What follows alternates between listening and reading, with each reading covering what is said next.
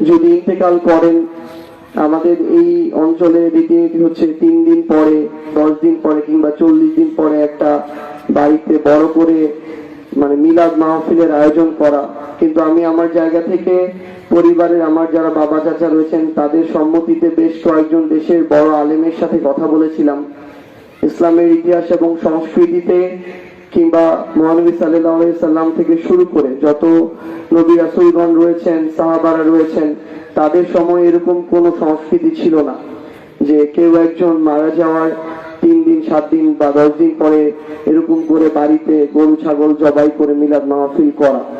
বরং এটাতে হিতে মানে লাভ হওয়ার তো কোনো সম্ভাবনাই নেই, বরং তার জন্য গুনাহের কোনো উপলক্ষ তৈরি হয়ে যেতে পারে কোনো না কোনো কারণে। তো আমরা আমাদের জায়গা থেকে মনে করি যে আমরা আমাদের দাদা আমাদেরকে ছেড়ে চলে গিয়েছেন, আমরা এমন কিছু করব না যেটা ইসলামের রীতিনীতির মধ্যে কখনোই ছিল না, এবং এমন কিছু আমরা করব না যেটা তার পরবর্তীতে কষ্টের কোনো কারণ হতে পারে, গুনাহের কারণ হতে পারে।